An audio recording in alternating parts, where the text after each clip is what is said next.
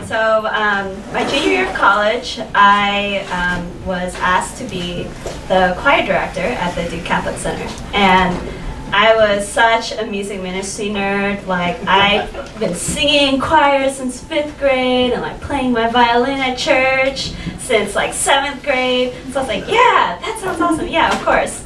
And so it was me and this other guy, Matt, and our jobs were to pick out the music each week and lead the two masses that were every week on Sundays. And at the Duke Catholic Center, there were two priests that kind of led the whole center. The first priest, Father Joe, he was this really great Southern man. He's kind of like round like a teddy bear. He's kind of soft when you hug him. And he has this, so he's bald and he has like little freckles on his head. And so he's just the most warm, inviting, loving person. And everybody who knew him loved him and really admired him for what he did. He often, gave really insightful homilies about, just things that could apply to us as students, and always had this way of connecting with people.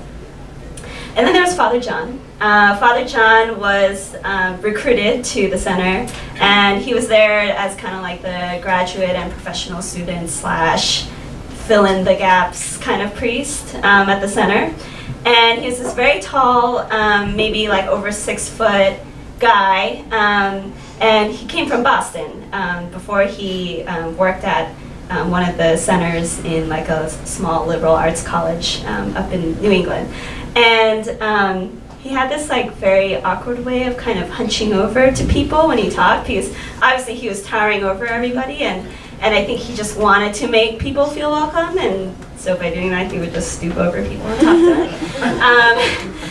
them. He had this like very thorough like kind of affect where he would just be like, "Oh, hi, how are you doing? That's really great that you're doing that and getting involved." And you always had to kind of lean in. Well, you weren't actually really sure where to lean. You could try to lean in or lean up, but really there was just no good way to talk to him. It just always felt so awkward. So because I was choir director, I was part of this larger group of leaders, the liturgy leaders, and they were in charge of like getting altar boys or getting people to read or whatever, various aspects of the mass. And so because I was part of that group, I ended up working with, you guessed it, Father John. And so he often asked that we would meet maybe once every 2 weeks. And as my time went on, it became very clear that Matt was not really doing much, if anything. I would show up every week and I'd be like, all right, let's pick out the music. And it'd be just me. And then I would say, all right, let's get like choir practice going. And it would be just me and whoever decided to show up that day. And so a lot of my meetings with Father John were about how Matt was not doing anything. He's like, what are we going to do about Matt? I'm really worried that maybe he's like upset about something. It's like, I don't know. And I try to be, at the time I was, this kind of like bubbly 20-year-old girl, and so I try to, respond in kind, like, oh, well, maybe like he's like going through some stuff with his family, or like, I don't know, but I'm willing to help in any way I can. And in my head, I kept thinking maybe like he'll at least recognize that I'm doing something to kind of help move along this job. But there wasn't really any of that. It was always about, what are we going to do about Matt?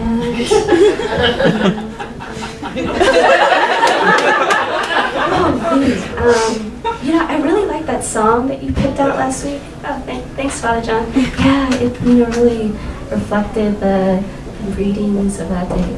Okay, thanks. Yeah.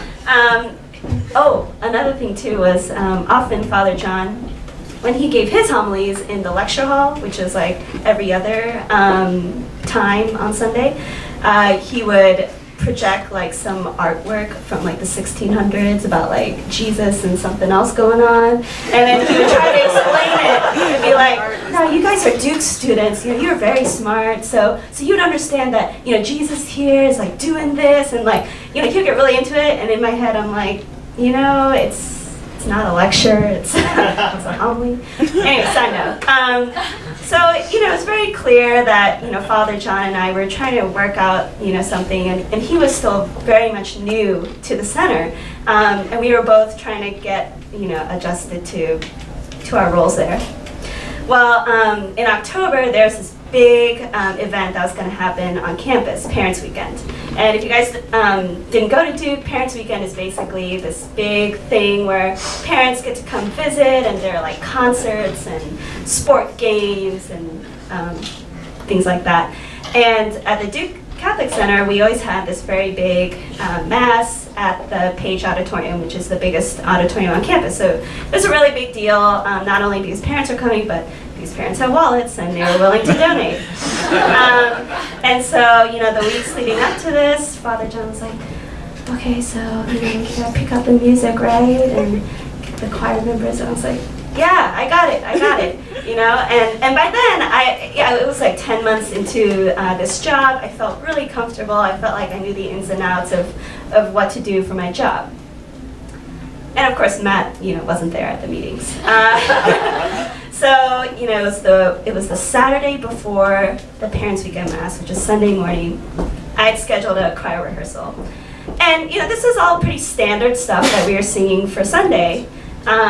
And so it wasn't really surprising to me that only 3 people showed up. And usually there's like at least 5 or 6. But, of course, because it was Parents Weekend, Father John decided he was going to sit in on the rehearsal as well. And this was his first time sitting in on a rehearsal. And so we would be going through all of the songs, and I'd be like, all right, let's go to refrain 2 and do this. He'd be like, wait, I think we need to go back and do that again. I don't think that was good enough. And I'd be like, okay, I guess we'll go back. And so we would do the verse again. And then, we would keep going through rehearsal, and then I would be like, Father John, I really think that we're going to be okay and we don't need to do that.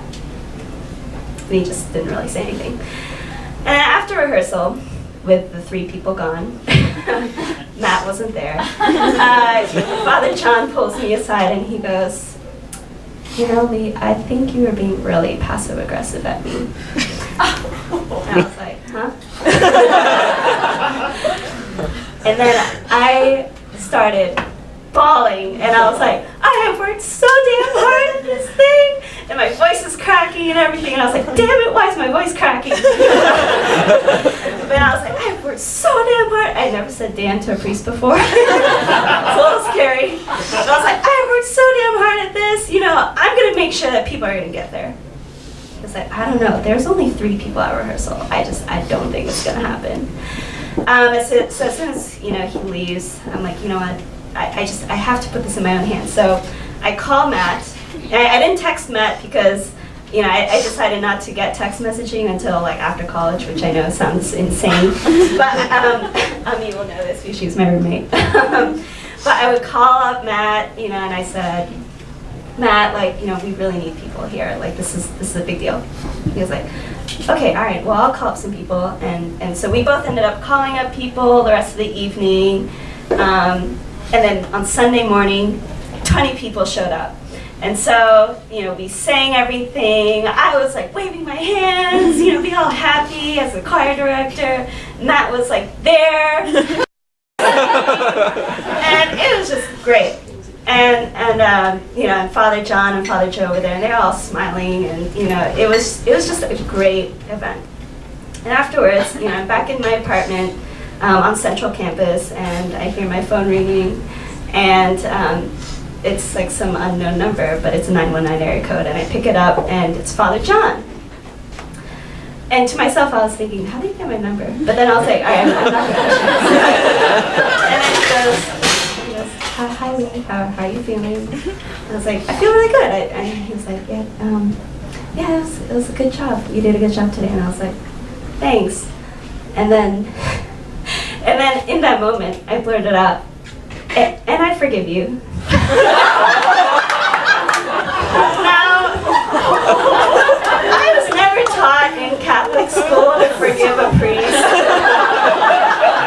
It just kind of happened. But I stand there, I sit in my dorm room and I'm like, yeah, I forgive you. And he goes, thanks. And so, that was that. And the rest of the year went fine, but, thinking back, it was probably actually pretty immature of me to say that I forgive a priest. I mean, come on, I'm not the frickin' Pope. But really, that moment was when we both finally had faith in each other. I had faith that he understood the work that I was putting into this job, into this thing that I loved so much with a passion. And I understood that he needed my reassurance from him. Thanks.